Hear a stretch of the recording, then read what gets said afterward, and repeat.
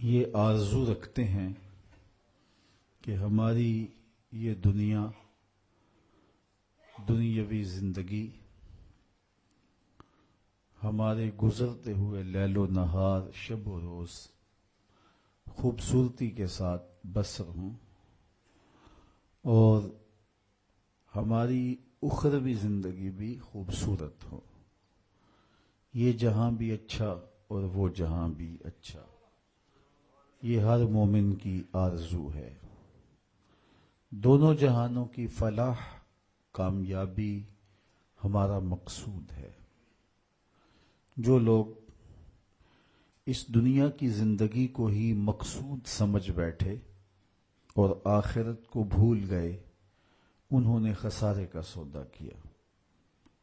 اور جنہوں نے یہ سمجھا کہ آخرت پانے کے لیے دنیا کو ترک کرنا پڑے گا، وہ دین کو سمجھ نہیں پائے. ترک دنیا سے رب نہیں ملتا، بلکہ زہد دنیا مقصود ہے. دنیا کا ترک اور ہے، زہد اور ہے. زہد یہ ہے کہ سب کچھ ہونے کے باوجود دھیان رب کی طرف ہو. تو ہمیں دنیا کا ترک کرنے کی تلقین نہیں کی گئی. ہمیں کہا گیا کہ دنیا میں رہو، بھرپور زندگی گزارو. مال ہوگا تو زکوٰۃ دو گے، پیسے ہوں گے تو حج کرو گے. یہ تمہارے لیے ہم نے لازم قرار دیا ہے کہ تم بھرپور زندگی بسر کرو، لیکن دیکھنا زندگی میں رب کی نافرمانی نہ ہونے پائے. صوفیہ فرماتے ہیں دنیا میں ایسے رہو جس طرح کشتی پانی میں رہتی ہے. پانی میں رہنے کے باوجود اپنے اندر پانی کو نہیں آنے دیتی. تم دنیا میں رہو لیکن دنیا تمہارے اندر نہ رہے. کشتی پانی میں رہے تو خیر ہے، لیکن پانی کشتی میں آ گیا تو کشتی کو لے ڈوبے گا. اس لیے تم دنیا میں رہ کر کے بھی اپنے رب سے اپنے تعلق کو مضبوط کرو. ایک شخص حضور کی خدمت میں حاضر ہوا اور سخت کمزور تھا. حدیث میں آتا ہے چوزے کی طرح کمزور. آقا کریم نے اسے فرمایا تو نے اللہ سے کوئی دعا تو نہیں کی تھی؟ اس نے کہا جی حضور میں نے ایک دعا کی تھی، شاید وہ دعا قبول ہو گئی. کیا دعا کی تھی؟ میں نے کہا تھا مالک آخرت کے حصے کے دکھ بھی دنیا میں دے دے تاکہ میری آخرت صاف ہو جائے. تو وہ دعا قبول ہو گئی ہے. مجھے یہی لگتا ہے اتنے دکھ، اتنے مصائب، آلام، تکلیفیں آ رہی ہیں کہ انہوں نے مجھے توڑ کے رکھ دیا. مجھے بیماری کوئی نہیں، لیکن ان مصیبتوں نے میرا وہ حال کر دیا کہ آپ ملاحظہ کر رہے ہیں. تو بظاہر بڑی خوبصورت بات تھی، لیکن میرے حضور نے اس کی اس بات کو پسند نہیں کیا اور اسے فرمایا کہ تو نے یہ کیوں کہا کہ آخرت کے حصے کے دکھ بھی دنیا پہ آ جائیں؟ تو نے یہ کیوں نہیں کہا ربنا آتنا فی الدنیا حسنۃ وفی الآخرۃ حسنۃ؟ اے اللہ مجھے دنیا میں بھی بہتریاں دے دے، آخرت میں بھی بہتریاں دے دے. تو یہاں ذلیل ہونے کے لیے نہیں آئے، یہاں بھی عزتیں ملیں، آخرت میں بھی عزتیں ملیں. تو یہ اسلام کا مزاج نہیں ہے کہ رب کو پانے کے لیے دنیا کو ترک کرنا پڑے گا. بدھ نے کہا تھا خدا کا قرب پانے کے لیے عورت سے دور رہنا ہوگا. اگر آپ عورت سے متمتع ہوتے ہیں تو پھر رب کا قرب نہیں ملتا. یہ بدھ کا نظریہ ہے. میرے حضور نے کہا مجھے عائشہ کے بستر میں وحی آتی رہی ہے. تو ہمارا دین کوہ و غار کا دین نہیں ہے، رہبانیت نہیں ہے. اسلام ایک بھرپور زندگی گزارنے کا درس دیتا ہے. میں نے کل ہی عرض کیا تھا کہ جو لقمہ بیوی کے منہ میں لا کے رکھا جائے وہ بھی صدقہ لکھا جاتا ہے. تنہائی میں بیوی سے جو ملاطفت کی جائے، جو محبت کا اظہار کیا جائے، پیار بھری باتیں کی جائیں، اس کا بھی اجر و ثواب مرتب ہوتا ہے. تو یہ ہمارا دین ہے. بچوں میں خوش ہوں، بچوں کی اچھی تربیت میں مشغول رہنا نوافل سے بہتر ہے. تو یہ ہمارا دین بھرپور زندگی گزارنے کی تلقین دیتا ہے. تو ہمیں اس دنیا کی بہتری اور آخرت کی زندگی کی بہتری کے طالب رہنا چاہیے. اس دنیا کی بہتریاں بہت ساری ہیں. سب سے بڑی بہتری اس دنیا کی زندگی کی کیا ہے؟ دولت، شہرت، عزت، آبرو. کیا اس دنیا کی سب سے بڑی دولت ہے؟ جو مل جائے تو اس پر بہت زیادہ شکر کرنا چاہیے. تو آئیے قرآن کھولیے، سورہ المومنون ہے. ارشاد فرمایا قد افلح المؤمنون، فلاح انہوں نے پائی جنہیں ایمان نصیب ہوا. تو اس کائنات میں سب سے بڑی نعمت جو حضرت انسان کو دی گئی ہے وہ دولت ایمان ہے. قیامت کے دن سب سے بڑی نعمت جو مومنین کو دی جائے گی وہ دیدار الہی ہوگا. تو جو آخرت میں دیدار الہی سے محروم ہو گیا اور دنیا میں ایمان سے محروم ہو گیا وہ حقیقی محروم ہے.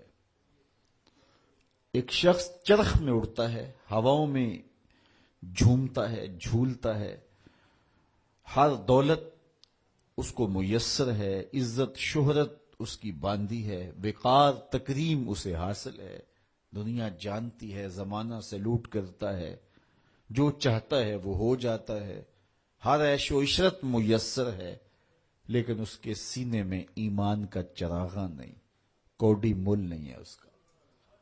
اور ایک شخص جھونپڑے میں رہتا ہے، کھانے کے لیے کبھی مل جاتا ہے کبھی نہیں بھی ملتا، دنیا اسے پہچانتی بھی نہیں ہے، وہ معروف شخص بھی نہیں ہے، لیکن اس کے سینے میں ایمان کا چراغ ہے، وہ خوش نصیب شخص ہے.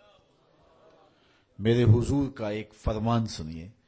حضور نے فرمایا میرے دوستوں میں سے قابل رشک دوست وہ ہے. حضور نے فرمایا میرے دوستوں میں سے، جس کو حضور دوست کہیں اس کی تو پھر قسمت پہ ناز کرنا چاہیے. کہا میرے دوستوں میں سے جو قابل رشک دوست ہے وہ ہے جس کا سامان دنیا تھوڑا ہے، نمازیں زیادہ ہیں. جب وہ چلتا ہے تو اس کی طرف اشارہ بھی نہیں ہوتا، یہ فلاں صاحب جا رہے ہیں. کوئی ایسا معروف شخص نہیں، کوئی بہت عہدہ ساتھ نہیں لگا ہوا کہ جب چلے تو لوگ کہیں یہ فلاں جا رہے ہیں. اللہ اکبر. پھر میرے حضور نے فرمایا کہ ثم نقد بیدہ، حضور نے ہاتھ سے چٹکی بجائی، ثم نقد بیدہ، ہاتھ سے چٹکی بجائی، اور پھر فرمایا اس کو موت بھی ایسے ہی آئی، اس کو موت بھی ایسے ہی آئی. پھر فرمایا قلت بوا کی ہے، اس کو رونے والے بھی تھوڑے ہی تھے، اس کو رونے والے بھی زیادہ نہیں تھے. قلت تراسہ، اس کی وراثت بھی بہت لمبی نہیں نکلی. فرمایا میرے دوستوں میں قابل رشک دوست دیکھنا ہے تو یہ اس کا جنازہ جا رہا. تو ہماری سب سے بڑی دولت ایمان کی دولت ہے، نمازوں کی دولت ہے، شرافت کی دولت ہے. یہ دولتیں ہمیں جمع کرنی چاہیے. سویر سے لے کر شام تک دونوں ہاتھوں سے ہم امیر بننے کی دوڑ میں لگے ہوئے ہیں، کوشش کر رہے ہیں دولت جمع ہو جائے، دونوں ہاتھوں سے اکٹھی کر رہے ہیں، امیر بن جائیں، دولت مند بن جائیں. خیال ہے کہ اگر دولت بہت ساری ہوگی تو سکون ملے گا، جب مل جاتی ہے دولت تو پھر سکون نہیں ملتا، کہتے کچھ اور حاصل ہو تو سکون ملے گا. ساری زندگی اس دوڑ میں گزر جاتی ہے. جس طرح دنیا کی دولت جمع کرنے کے لیے دوڑ لگاتے ہو، شرافتیں جمع کرنے کے لیے دوڑ لگاؤ، نجابتیں حاصل کرنے کے لیے دوڑ لگاؤ، سجدوں کی کثرت حاصل کرنے کے لیے دوڑ لگاؤ، صالح اعمال جمع کرنے کے لیے دوڑ لگاؤ. خوش نصیبی ہے، ہاں اپنے بچوں کے لیے کاروبار بھی کرو، رزق بھی کماؤ، دولت ضرورت کی تمہیں ہونی چاہیے تمہارے پاس، لیکن فرض کرو اگر نہیں بھی ہے تو اتنی بھی ٹینشن لینے کی ضرورت نہیں ہے. جو میسر ہے اس پہ راضی رہو. نہیں 4 کنال کا بنگلہ تو 1 کنال کا گھر جو ہے وہ بھی سکون دیتا ہے. کنال کا گھر بھی نہیں ہے تو 5 مرلے کا کٹیا بھی تو چھت تو اپنی ہے نا، سکون دیتا ہے. چلو ایسا بھی نہیں ہے تو 1.5-2 مرلے میں بھی رہتے ہو تو وہاں بھی تو قرار ہے. اور سنو حضور کا ایک فرمان سیدنا علی المرتضیٰ سے مروی ہے. میرے حضور نے فرمایا جو اللہ کے دیے گئے تھوڑے رزق پہ راضی ہو گیا، اللہ قیامت کے دن اس کے تھوڑے عملوں پہ راضی ہو جائے گا کہ میرے بندے تو بندہ ہو کے راضی ہے، میں تو پھر رب ہوں. تو یہ کتنا اچھا سودا ہے، اس پہ راضی ہو جانا. دکھوں کو ختم ہی یہی چیز کرتی ہے. بندہ رب پہ راضی ہونا سیکھ لے تو جہاں بندہ ہوگا وہیں خوش ہوگا، اور راضی ہونا نہیں سیکھے گا تو کھرب پتی بھی ہوگا، نفس کی کمینگی ختم نہیں ہوگی. تو پھر اس پہ راضی رہنے کا فن سیکھنا چاہیے. اور یہ فن ملتا کہاں سے ہے؟ یہ فقیروں کی چوکھٹ سے ملتا ہے، اللہ والوں کی صحبت سے ملتا ہے. ان کی اپنی زندگی توکل کا نمونہ ہوتی ہے، تو ان کے پاس بیٹھ کر کے بہت کچھ سیکھنے کو ملتا ہے کہ یہ بھی تو زندگی گزار رہے ہیں. حضور کی سیرت پڑھیں، آپ کو یہ سب کچھ ملے گا. اللہ نے اپنے محبوب کو اختیار دیا، محبوب اگر چاہو تو یہ بطحا مکہ سونے اور چاندی کا بنا دیں. تو حضور کیا کہتے ہیں؟ ایک دن کھانا دینا، ایک دن فاقہ دینا. جس دن کھانا ملے گا تیرا شکر کروں گا، جس دن فاقہ ملے گا صبر کروں گا. تو اللہ کے حضور عجز، اللہ کے حضور رضا، یہ بہت بڑی دولت ہے. اگر نصیب ہو گئی تو سمجھو زندگی سوکھی ہو گئی، ورنہ ساری زندگی دھوڑی ختم نہیں ہوتی ہے، بھاگم بھاگ لگی رہتی ہے. اور ہر وقت جو ہے وہ مشکل جان نہیں چھوڑتی. لیکن جو اس پہ راضی رہنے کا فن سیکھ جاتا ہے تو وہی باکمال شخص ہوتا ہے، اور اسے ہی طمانیت کی زندگی ملتی ہے، اور اسے ہی قرار کا سودا نصیب ہوتا ہے.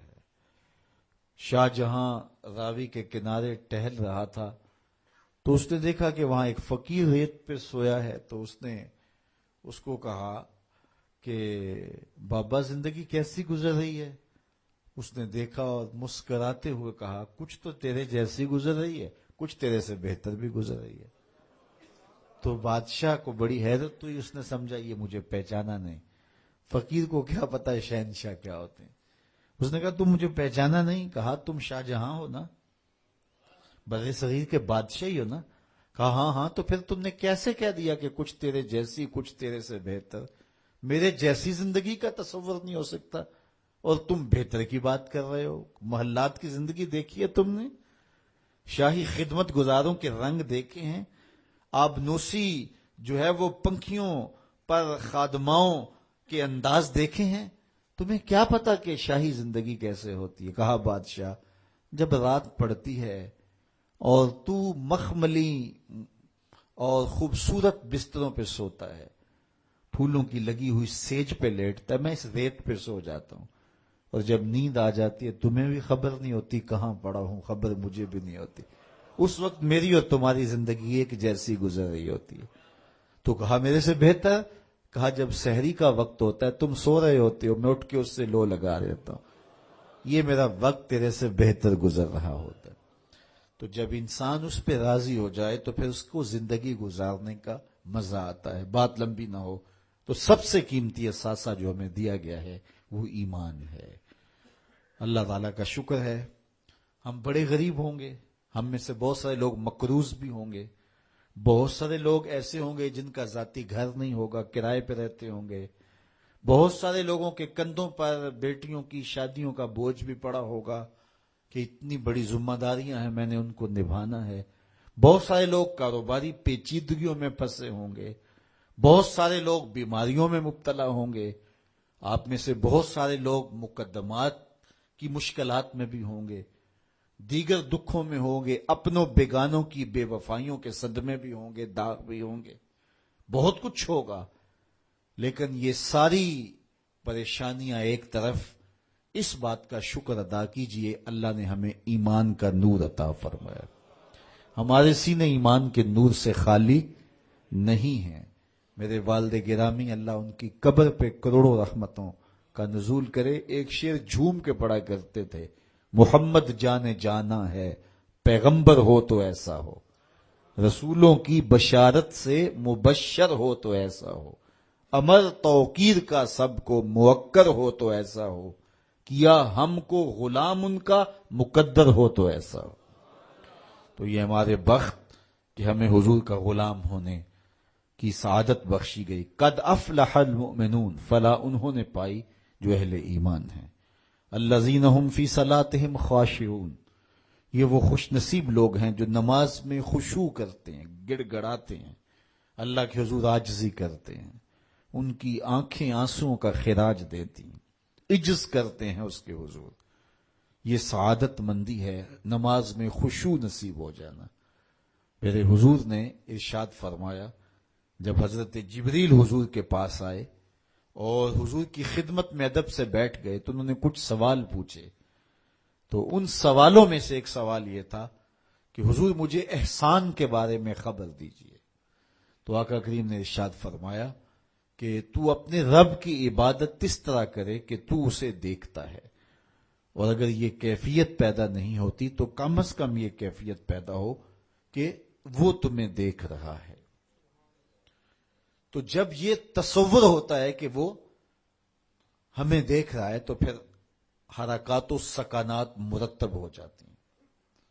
ہم جاتے ہیں نا کسی جگہ پہ تو وہ کہتے ہیں جناب آپ لائیو جا رہے ہیں، تو پھر کپڑے سوار کے بیٹھ جاتے ہیں، اعضاء کا جو ہے وہ نظم قائم رکھتے ہیں کہ اتنے لوگ دیکھ رہے ہیں تو ہم اپنی حرکات و سکانات کو مرتب رکھیں، منظم رکھیں۔ تو جب لوگ دیکھ رہے ہیں تو حرکتیں منظم ہونی چاہیے، تو جب رب دیکھ رہا ہو تو پھر دل کی دھڑکن بھی بے ترتیب نہ ہونے پائے، پھر وسواس، خیالات، کیا کچھ جو انسان کی زندگی کو برباد کرتے ہیں ان سے کنارہ کشی ہو اور اس تصور میں ڈوب جائے کہ میرا رب مجھے دیکھ رہا ہے۔ یار کسی کی ماں اس کو پیار سے دیکھ رہی ہو تو پھر وہ نشہ نہیں اترتا، باپ دیکھ رہا ہو پیار سے تو وہ اپنا رنگ ہوتا ہے، استاد شفقت سے دیکھ رہا ہو، مرشد دیکھ رہا ہو کسی کو تو پھر وہ نشہ نہیں جاتا، تو کیا تصور میں بندہ ڈوب جائے کہ میرا رب مجھے دیکھ رہا ہے۔ تو جب رب شفقت سے، محبت سے بندے کو دیکھ رہا ہے تو پھر اس کی نماز میں کیوں لذت پیدا نہیں ہوگی، کیوں سرور پیدا نہیں ہوگا، کیوں کیفیات کا جہاں آباد نہیں ہوگا۔ تو فرمایا کہ وہ پھر خشوع کرتے ہیں، گڑ گڑاتے ہیں، روتے ہیں، عجز و انکساری کرتے ہیں۔ ان کی نمازیں پھر کس انہماک کے ساتھ، کس محبت کے ساتھ، کس پیار کے ساتھ ادا ہوتی ہیں، ان کے سجدوں کی کیفیت کیا ہوتی ہے۔ ایک روایت میں آتا ہے بندے کو پتہ چل جائے سجدے میں جو اس پر رحمتیں اترتی ہیں تو وہ سجدے سے سر ہی نہ اٹھائے، اتنی رحمتیں اس کے اوپر نازل ہو رہی ہوتی ہیں۔ تو وہ اپنی نمازوں میں خشوع کرتے ہیں، للہیت کے ساتھ، خلوص کے ساتھ، عجز و انکساری کے ساتھ، گڑ گڑاتے ہوئے، روتے ہوئے۔ اللہ اکبر۔ حضور علیہ الصلوۃ والسلام جب نماز پڑھتے تھے تو ایسے لگتا تھا جس طرح حضور کے سینے میں ہنڈیا پک رہی ہے، اس طرح حضور علیہ الصلوۃ والسلام کا جو سینہ اطہر خوف خدا سے، خشیت الہی سے جو ہے وہ اس طرح حضور کے سینے کی کیفیت تھی، ہنڈیا کے ابلنے کی جس طرح آواز ہوتی ہے۔ اللہ اکبر۔ والذین هم عن اللغو معرضون، اور ان خوش نصیب لوگوں کی کہانی یہ ہے کہ بیہودہ بات کی طرف التفات نہیں کرتے، ان کی زندگی مقصدیت کے نور سے مالا مال ہوتی ہے۔ یہ بات کی، ادھر کی اڑا دی، چائے والے کھوکھے پہ بیٹھے 3 گھنٹے گزار دیے، حمام پہ بیٹھے 2 گھنٹے گزار دیے، فضولیات پہ بحث کرتے رہے۔ ان کی زندگی اتنی فضول ہوتی ہے کہ وہ بیہودہ کاموں پہ وقت لگا دیں۔ وقت تو سب سے قیمتی اثاثہ ہے، قیمتی اثاثہ، سب سے قیمتی کمائی۔ انسان یوں تو نہیں اڑاتا، تو سب سے قیمتی اثاثہ جو ہمیں دیا گیا وہ وقت۔ امام شافعی فرماتے ہیں میں نے فقیروں سے 2 باتیں ایسی سیکھی ہیں جنہوں نے مجھے بڑا نفع دیا ہے۔ چونکہ جو اہل اللہ کی باتیں ہوتی ہیں وہ باتوں کی امام ہوتی ہیں، چونکہ ان کے مشاہدات کا نچوڑ ہوتا ہے۔ حضرت امام احمد بن حنبل حضرت بشر حافی کے پیچھے دوڑتے تھے تو کسی نے ان کو کہا کہ آپ اتنے بڑے عالم ہیں تو اس فقیر سے کیا تلاش کرتے ہیں؟ تو امام احمد بن حنبل فرمانے لگے کہ احمد بن حنبل جس رب کو مانتا ہے بشر حافی اس رب کو جانتا بھی ہے. تو ان سے بڑی باتیں ملتی ہیں. ہمیں تو کہا فقیروں کی دو باتوں نے مجھے بڑا ہی فائدہ دیا. ان میں سے ایک بات یہ، الوقت سیف قاطع، وقت کاٹ دینے والی تلوار ہے. اگر وقت کو تم نہیں کاٹو گے تو وقت تمہیں کاٹ دے گا. کہا اس بات نے مجھے بڑا نفع دیا اور میرا وقت بچایا، ورنہ ہمارا کتنا وقت برباد ہو جاتا ہے. کس نے کتنے سکور کیے جی، کس نے کتنے جو ہے وہ آؤٹ کیے، اور کون کس میچ میں کتنے جو ہے اس نے سکور بنائے، اس پہ میں نے دیکھا 2-2 گھنٹے لوگ بات کر لیتے ہیں. اتنا وقت لوگوں کے پاس ہوتا ہے. مقصد کیا ہے اس کا، مدعا کیا ہے؟ ٹیلی ویژن پہ ٹاک شوز چل رہے ہوتے ہیں ایسے موضوعات پہ، تو حیرت ہوتی ہے کہ اتنا قیمتی وقت اور ہم بحثیت قوم کھڑے کہاں اس وقت دنیا میں، اور ہمارے پاس اتنا زائد وقت ہے کہ ہم کن امور پہ بحث کر رہے ہیں. کوئی بندہ باہر سے آیا نا تو اس نے دیکھا کہ پھاٹک بند ہے اور لوگ سائیکل سر پہ اٹھا کے اور موٹر سائیکل بھی جو ہے وہ کسی طرح سے گھسیٹ کے جو ہے وہ ریلوے لائن عبور کر رہے ہیں. تو وہ بڑا متاثر ہوا کہ اتنی ذمہ دار قوم ہے کہ جو گاڑی کے آنے کا انتظار بھی نہیں کرتی اور ان کو اپنے مقصد پر جانے کے لیے، کام پر جانے کے لیے اس قدر ان کو جلدی ہے کہ یہ سائیکل بھی سڑک پہ اٹھا کے سڑک عبور کر رہے ہیں. تو خیر جب پھاٹک کھلا تو وہ گیا تو دیکھا آگے بندریا کا تماشا لگا تھا، 600 آدمی وہاں کھڑا تھا. اس نے کہا اچھا اس کی جلدی تھی سب کو. تو ہمارا تو کتنا وقت بندریا کے تماشے کو دیکھتے ہوئے گزر جاتا ہے، جب ہم بحثیت قوم دنیا میں کہاں کھڑے ہیں. تو ہمیں تو اپنے ایک ایک لمحے کی قدر کرنی چاہیے. کاروباری لوگوں کو بھی آگے بڑھنا چاہیے، علماء کو بھی اپنے وقت کی قدر کرنی چاہیے، عوام کو بھی کرنی چاہیے. ہمارے علماء کا بھی حال ایسے ہی ہے. ایسے ایسے موضوعات پہ گفتگو کرتے ہیں جو نہ قوم کی ضرورت ہوتی ہے اور نہ ان کی ضرورت ہوتی ہے، لیکن بس وقت ہے کہ ان کے پاس اتنا ہے کہ 3-3 گھنٹے ایسے ایسے موضوعات پہ بات کر جاتے ہیں کہ جس کی قوم کو کس طرح سے ضرورت بھی نہیں ہوتی ہے. تو ہم اپنے وقت کو ضائع کرتے ہیں جو سب سے قیمتی اثاثہ ہے ہمارے پاس. حضرت امام ابو بکر بن داسا کہتے ہیں میں امام ابو داود سے ملا، یہ جنہوں نے سنن ابی داؤد لکھی ہے، تو کہتے ہیں کہ وہ فرمانے لگے کہ مجھے اللہ کے رسول صلی اللہ علیہ وآلہ وسلم کی 6 لاکھ حدیثیں زبانی یاد ہیں. ان 6 لاکھ احادیث رسول کا میں نے خلاصہ تیار کیا تو میرے پاس رہ گئیں 4000 حدیثیں. پھر میں نے زہد، مناقب، فضائل، قصص اور پچھلی امتوں کے تذکروں پر مشتمل حدیثوں کو الگ کر دیا. جن احادیث سے صرف مسائل شرعیہ کا استنباط و استخراج کیا جا سکتا تھا میں نے ان کو الگ کیا تو میرے پاس رہ گئیں 800 حدیثیں. ان 800 احادیث سے ہی پورے دین کو سمجھا جا سکتا ہے. جس طرح کہ قرآن مجید کی آیات میں سے 500 آیات ایسی ہیں جن سے احکام شرعیہ ثابت ہوتے ہیں. باقی کچھ پچھلی امتوں کے تذکرے ہیں، کچھ تنذیر ہے، جہنم سے ڈرایا گیا ہے، تحذیر ہے، اور کچھ تبشیر ہے، جنت کا بتایا گیا ہے، اس کے نقشے بیان کیے گئے ہیں. پچھلی قوموں پر آنے والے عذاب، ان کے اسباب بیان کیے گئے ہیں، اور بہت ساری چیزیں بیان کی گئی. لیکن جن سے احکام ثابت ہوتے ہیں ان کی تعداد، ان آیات کی، آیات الاحکام جو ہیں ان کی تعداد 500 ہے. اسی طرح لاکھوں احادیث کا خلاصہ جو تیار کیا تو جن احادیث سے احکام کا ثبوت ہوتا ہے اور مسائل شرعیہ کا استنباط و استخراج کیا جاتا ہے ان کی تعداد ہے 800. تو حضرت امام ابو داؤد کہتے ہیں میں ان 800 احادیث کا ایک اور خلاصہ تیار کیا تو میرے پاس رہ گئی 4 حدیثیں. اور ان 4 حدیثوں کے بارے وہ فرماتے ہیں اساس الاسلام ہیں، اسلام کی جڑ ہیں، اسلام کی بنیاد ہیں.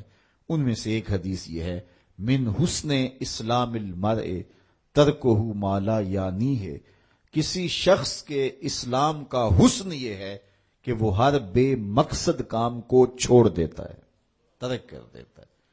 تو جب بے مقصد کاموں کو ہم چھوڑ دیں گے تو ہمارے پاس پھر وقت کا مصرف بڑا خوبصورت ہوگا، لیکن ہمارا کتنا وقت بے مقصد کاموں میں گزرتا ہے۔ میرے ایک دوست کہتے ہیں یہ جو ہم موبائل سنتے ہیں اس میں ہور سناؤ نکال دیں تو کتنا وقت بچ جاتا ہے۔ بات تو ایک آدھے منٹ کی ہوتی ہے، وہ کہتے ہیں ہور سنا تو کتنا وقت اس میں ہمارا برباد ہو جاتا ہے۔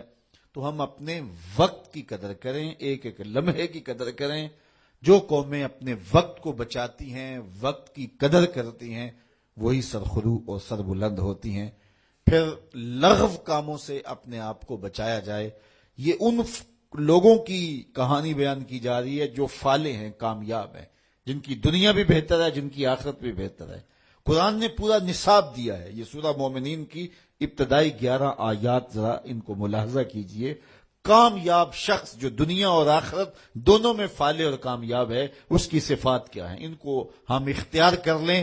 یہ اتنی بڑی باتیں ہیں کہ ہماری زندگی کو نور دینے کے لیے یہ باتیں کافی ہیں، چونکہ یہ ہمارے رب نے ہماری رہنمائی فرمائی ہے۔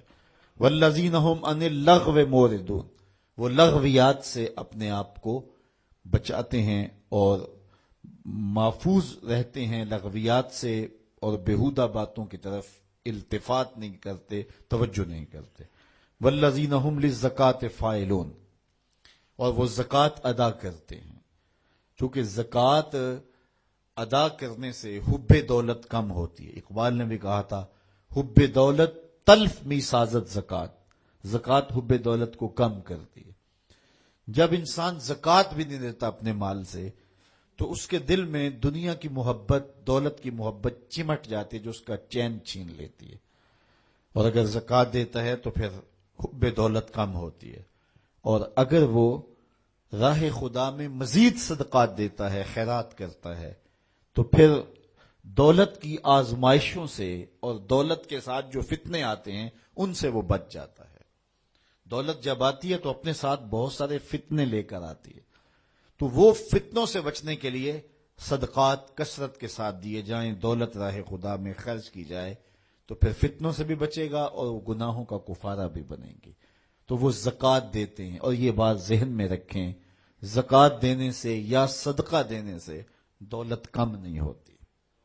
میرے حضور نے ارشاد فرمایا، قسم کر کے ارشاد فرمایا، حضرت ابو کبشہ الانماری رضی اللہ تعالی عنہ سے مروی ہے، حضور نے 7 چیزیں ارشاد فرمائیں، جن میں 4 چیزیں حضور فرمایا بغیر قسم کے بیان کرتا ہوں، اور 3 چیزیں میرے حضور نے فرمایا میں قسم کر کے بیان کرتا ہوں۔ اللہ اکبر! جب حضور رب کی قسم کریں تو پھر کتنی بڑی بات ہوگی۔ تو فرمایا میں اللہ کی قسم اٹھا کے کہتا ہوں۔ ان میں سے ایک بات فرمایا، ما نقصا مال عبد من صدقہ، فرمایا میں محمد قسم اٹھاتا ہوں صدقے سے مال کم نہیں ہوتا۔ تو یہ حضور علیہ الصلوۃ والسلام نے جو ہے وہ فرما دیا، اور ہمارے لیے یہ کافی اور سچی بات یہ ہے، جو اللہ کی راہ میں دیتے ہیں ان کا مال کم نہیں ہوتا۔ میرے بزرگ فرماتے تھے جب تک کنویں سے پانی نکالا جاتا رہا، تازہ بھی تھا وافر بھی تھا، جب کنویں نے پانی باہر دینا چھوڑ دیا، لوگوں نے لینا چھوڑ دیا، تو پھر کیا نتیجہ ہوا، پانی نیچے بھی چلا گیا، گدلا بھی ہو گیا۔ تو جب وہ باہر دیتے تھے، بانٹتے تھے، نیچے سے سوتے بھی پھوٹتے تھے۔ تم لوگوں کو راہ خدا میں دیتے رہو، اللہ بھی تمہیں عطا کرتا رہے گا۔ اللہ اکبر! والذین هم للزکاۃ فاعلون والذین هم لفروجهم حافظون، یہ بڑی اہم بات بیان فرمائی۔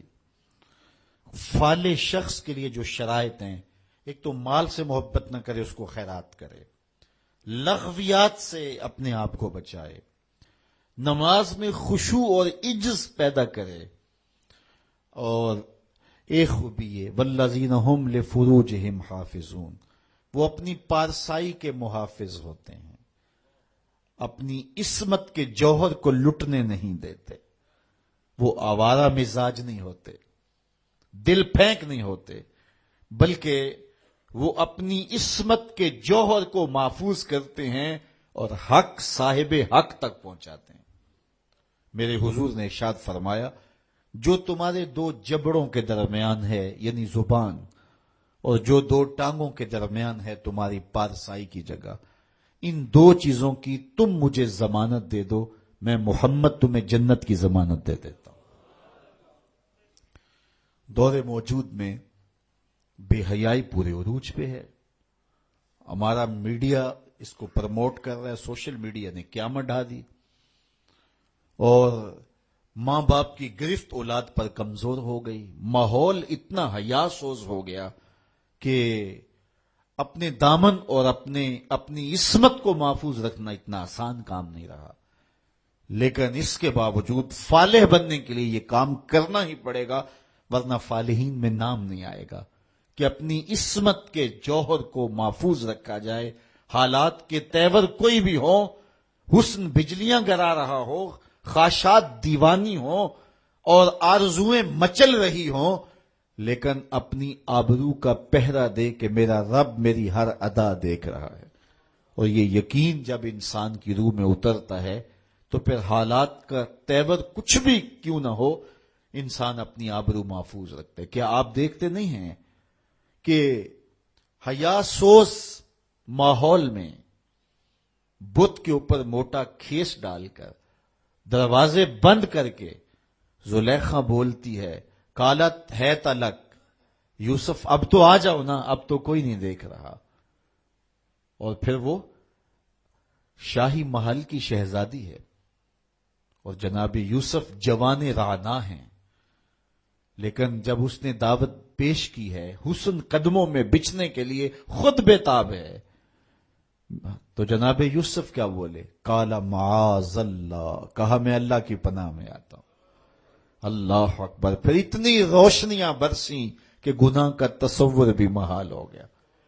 یکا یک حضرت یوسف کے دل میں خیال آیا اور آپ نے زلیخا سے وہ بات بھی کی، کہا کہ تو اس بت سے حیا کرتی ہے جس کی بے نور آنکھیں دیکھتی نہیں، تیرا یہ جھوٹا معبود ہے، تو اس سے بھی حیا کرتی ہے جس کی بے نور آنکھیں دیکھتی بھی نہیں، میں اس سے حیا نہ کروں جو ساتویں کوٹڑی میں بھی دیکھ رہا۔ پھر حضرت یوسف کا یقین اتنا مضبوط ہوا، اتنا روشن ہوا کہ دروازے سامنے مکفل ہوئے تھے، لیکن اس سے اپنی جان چھڑا کر حضرت یوسف بھاگتے ہیں، دروازے کو تالا لگا ہوا ہے، لیکن جب یوسف تیقن کے ساتھ، یقین کے ساتھ دروازے کے قریب جاتے ہیں، زنجیر ٹوٹ کے گر جاتی اور دروازہ کھل جاتا ہے، پھر دوسرا، تیسرا، حتیٰ کہ 7 دروازے کھل جاتے ہیں، اور حضرت یوسف کی عصمت پہ دھبا نہیں آنے پاتا۔ حالات کا رخ کوئی بھی ہو، لیکن جب عزم مصمم ہو کہ میں اپنی آبرو اور اپنی عزت اور اپنی ناموس کو رسوا نہیں کروں گا، تو اللہ پھر مدد کرتا ہے، وہ بند دریچوں کے اندر بھی بندوں کے لیے راستے پیدا کر دیتا ہے۔ الا علی ازواجہم او ما ملکت ایمانہم فانہم غیر ملومین، ہاں مگر ان کی جو بیویاں ہیں اور شرعی باندیاں ہیں ان پر انہیں کوئی ملامت نہیں ہے۔ فمن ابتغى وراء ذلك فاولئک هم العادون، تو جو ان دو کے سوا کچھ اور چاہے وہی حد سے بڑھنے والے ہیں۔ والذین هم لاماناتہم وعہدہم راعون، اپنی عصمت کے جوہر کو بھی محفوظ کر لیا، آبرو کا بھی پہرا دے دیا، نمازوں میں بھی خشوع ہے، لغویات سے بھی بچا، زکوٰۃ بھی دیتا ہے، پاکیزگی عفت کا بھی لحاظ رکھتا ہے، لیکن وعدہ کرتا ہے تو پورا نہیں کرتا۔ کہا نہیں، فالح نہیں ہوگا۔ فلاح کی منزل تک پہنچنے کے لیے عہد کو پورا کرنا پڑے گا، امانتیں تمہارے گھر میں رکھی ہیں تو ان کو ادا کرنا پڑے گا، خیانت نہیں کرنی، امانات کو ادا کرنا ہے اور عہود کو پورا کرنا ہے۔ اللہ اکبر! والذین هم علی صلواتہم یحافظون، اور وہ جو اپنی نمازوں کی نگہبانی کرتے ہیں۔ نماز کا ذکر دوسری مرتبہ آ گیا، اس سے سمجھ میں آیا کہ نماز کتنی اہم ہے۔ ان 11 آیات کے اندر جو ہماری فلاح کا پورا نصاب ہے، نماز کا ذکر 2 دفعہ آیا۔ پہلے آیا نمازوں میں خشوع کرتے ہیں، اور دوسری بار ارشاد فرمایا نمازوں کی حفاظت کرتے ہیں۔ اگر کسی کو خشوع نصیب نہیں بھی ہو سکتا، وہ کیفیت کہ وہ رب کو دیکھے، یا وہ کیفیت اس کیفیت میں ڈوب جائے کہ وہ مجھے دیکھ رہا ہے، لیکن اس کے باوجود بھی نماز ترک نہ کرے، پھر بھی نماز کی محافظت کرے۔ محدث کچھوچوی علیہ رحمہ کا واقعہ بیان کیا کرتا ہوں، ان سے ایک مرید نے کہا حضرت نماز پڑھتا ہوں لطف نہیں آتا، تو آپ نے فرمایا اس کے باوجود پڑھتے تو ہو نا؟ کہا جی وہ تو اللہ کا حکم ہے، وہ تو پڑھتا ہی ہوں۔ تو حضرت محدث کچھوچوی علیہ رحمہ جھومنے لگے، کہا واہ واہ، تم پھر لطف کے بندے نہیں رب کے بندے ہو۔ لطف نہیں بھی آتا تو پھر بھی پڑھتے ہو، اس کا مطلب تم لطف کے لیے نہیں پڑھتے، تم تو رب کے لیے پڑھ رہے ہو۔ تو میاں نہ بھی خشوع پیدا ہو پھر بھی نمازوں کی محافظت کی جائے۔ جب اللہ کا نمائندہ پکارے حی علی الصلاۃ حی علی الفلاح، سستی ہو، کسل ہو، بیماری ہو، جی نہیں بھی چاہ رہا، پھر بھی اٹھ کے چلے جاؤ۔ کیوں جا رہے ہو؟ اللہ کا حکم ہے۔ اللہ اکبر۔ تو نمازوں کی محافظت ضروری ہے۔ اس شخص سے بڑا بد نصیب کوئی نہیں کائنات میں جو شخص اللہ کی حضور جھکنا نہیں جانتا۔ کہتے ہیں بڑا اچھا ہے، بڑا اچھا ہے، رب کے حضور جھکتا ہے؟ نہیں جھکتا، نہیں اچھا ہے۔ جو اپنے مالک کا شکر گزار نہیں ہے تو وہ کس طرح اچھا ہو سکتا ہے؟ تو رب کی حضور سجدہ ریزی جس کو میسر ہے وہ خوش نصیب شخص ہے، اور جس کو یہ دولت ہی نصیب نہیں ہے اس کے پلے کچھ بھی نہیں ہے۔ تو 5 گانا نماز شعار زندگی بناؤ۔ سونے سے قبل 5 انگلیاں بھی گن لو اور 5 نمازیں بھی گن لو۔ اگر نمازیں پوری ہے تو رب کا شکر ادا کر کے سو جاؤ، آپ کا دن اچھا گزر گیا۔ لیکن اگر 5 نمازیں نصیب نہیں ہیں تو پھر کچھ بھی پلے نہیں ہے۔ قیامت کے دن بندے سے سب سے پہلا سوال ہی نماز کا پوچھا جائے گا، سب سے پہلا سوال نماز کا پوچھا جائے گا۔ تو اس کے حضور پیشانی کو جھکانا۔ جب صبح طلوع ہوتی ہے نا تو چڑیاں رب کی تسبیح بولتی ہیں شاخوں پہ، یہ فاختائیں تسبیح بولتی ہیں، اشراط الارض تسبیح بولتے ہیں، بلوں سے سر نکال کے چونٹیاں رب کی تسبیح اور اس کی تقدیس کے ترانے پڑھتی ہیں۔ اس شخص سے بد نصیب کون ہوگا جس کے گھر سے خراٹوں کی آواز آتی ہے، اور اس سے بڑا خوش نصیب کون ہوگا ادھر پوپ پھٹ رہی ہوتی ہے، ادھر مسلح بچھنے لگ جاتے ہیں۔ اور آج کل تو سحری کے لمحے میسر ہوتے ہیں، اٹھنا بھی نصیب ہوتا ہے، تو کتنے خوش نصیب ہیں کہ جنہیں سحری کے سجدے مل جاتے ہیں۔ میں ایک روایت میں پڑھا ہے جب سحری کا وقت ہوتا ہے تو شوہر اپنی بیوی کو اٹھاتا ہے، بیدار کرتا ہے، اللہ کی بندی اٹھ، اللہ کے حضور کچھ نوافل ادا کر لیں۔ سارے دن کی تھکی ہوئی خاتون نہیں اٹھ پاتی تو وہ خود ہی وضو کر کے نماز پڑھنے کے لیے مصلی بچھا لیتا ہے، لیکن وضو کرتے ہوئے اس کے دل میں آتا ہے بیوی کو بھی اس نیکی میں شامل کرنا ہے۔ میں نے بڑا بیدار کرنے کی کوشش کی، وہ اٹھی نہیں ہے۔ پیار ہے، حقیقی پیار ہے۔ اللہ اکبر۔ ایک شوہر نے اپنی بیوی سے کہا کہ تم مجھ سے پیار کرتی ہو؟ اس نے کہا میں ٹوٹ کے چاہتی ہوں تمہیں۔ اس نے کہا تو میں بھی آپ سے بڑا پیار کرتا ہوں۔ تو اس نے کہا کہ میرا جی چاہتا ہے کہ ہم کبھی بھی جدا نہ ہوں۔ اس نے کہا کہ میرا بھی یہی جی چاہتا ہے۔ اس نے کہا پھر نماز پڑھا کر، اگر نماز نہیں پڑھے گی تو جہنم میں ہوگی، میں جنت میں ہوں گا۔ اس لیے اگر ہم اکٹھے رہنا چاہتے ہیں تو پھر ہمیں نماز پڑھنی ہوگی۔ تو اس کا جی چاہا، پیار تو یہ ہے نا کہ میری بیوی کہیں محروم نہ رہ جائے، تو وہ چلو میں تھوڑا سا پانی وضو کے بعد لے آیا اور اپنی بیوی کے چہرے پہ چھڑک دیا اور خود مصلی بچھا کے نماز پڑھنے لگا۔ اب بیوی اٹھی، دیکھا تو شوہر نماز پڑھ رہا ہے، تو وہ بھی جلدی سے اٹھی، اس نے وضو کیا اور شوہر کے قریب ہی مصلی بچھا لیا۔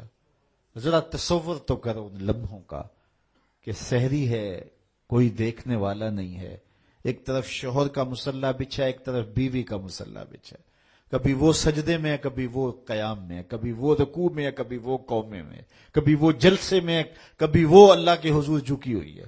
تو جب دونوں نماز پڑھ رہے ہوتے ہیں، حدیث میں آتا ہے دونوں کو دیکھ کے رب مسکرا رہا ہوتا ہے، اپنی شان کے مطابق اللہ مسکرا رہا ہوتا ہے کہ میرا بندہ اور میری دہلیز کی باندی کس طرح میرے حضور سجدہ ریز ہے۔ تو خوش نصیب وہ ہیں جنہیں اس کے حضور سجدہ ریزیاں نصیب ہوتی ہیں۔ اولئک هم الوارثون، اللہ فرماتا ہے یہی لوگ جنت کے وارث ہیں جن میں یہ خوبیاں ہیں، جو نمازوں میں خشوع کرتے ہیں، لغویات سے بچتے ہیں، زکوٰۃ ادا کرتے ہیں، شرمگاہوں کی حفاظت کرتے ہیں، امانتیں ادا کرتے ہیں، عہد پورے کرتے ہیں، نمازوں کی محافظت کرتے ہیں، یہ وارث ہیں۔ کس چیز کے وارث؟ الذین یرثون الفردوس، یہ جنت الفردوس کے وارث ہیں۔ ہم فیہا خالدون، وہاں جا کر کے نکالے نہیں جائیں گے، ہمیشہ رہیں گے۔ چونکہ جو جنت میں ایک بار چلا گیا پھر چلا گیا۔ کہتے ہیں جنت میں جا کے جنتیوں کو ایک ہی خدشہ ہوگا، کہیں موت نہ آ جائے۔ اتنی نعمتیں پانے کے بعد پھر آرزو ہوگی کہ جیئیں، کھٹکا ہوگا کہیں موت نہ آ جائے۔ اور جہنمیوں کو جہنم میں جا کے ایک ہی امید ہوگی، کہیں موت آ جائے تو جان چھوٹ جائے۔ پھر اللہ مینڈے کی شکل میں حشر کے میدان میں موت کو لائے گا۔ جنتی جنت سے، جہنمی جہنم سے دیکھ رہے ہوں گے، پھر موت کو ذبح کر دیا جائے گا۔ روایت میں آتا ہے اگر خوشی سے مرا جاتا تو جنتی خوشی سے مر جاتے، لیکن چونکہ موت کو موت آ گئی ہے اس لیے موت نہیں ہے۔ اور اگر دکھ سے مرا جاتا تو جہنمی صدمے سے مر جاتے، لیکن موت کو موت آ چکی ہے۔ تو جنت میں جائیں گے پھر رہیں گے بھی ہمیشہ۔ کیا میں اور آپ یہ چاہیں گے کہ قرآن نے جس فالح شخص، بامراد شخص کا تصور دیا ہے، ہم وہ فلاح پانے والے شخص بن جائیں؟ یقیناً یہ میری بھی آرزو ہوگی اور یہ آپ سب کی آرزو ہوگی۔ تو آئیے سورہ مومنون 18ویں پارے کی پہلی 11 آیات کو ضرور پڑھیے، روز پڑھیے۔ یہ ہوم ورک کے طور پہ 2-3 مرتبہ روزانہ اس کو ضرور پڑھیے گا۔ اور جو میں نے آپ کے سامنے اس کی مختصر توضیح اور تشریح رکھی ہے، اس کو ذہن نشین کرنے کی کوشش کیجیے گا۔ یہ آیات آپ کو خود ہی نور دیں گی، روشنیاں دیں گی۔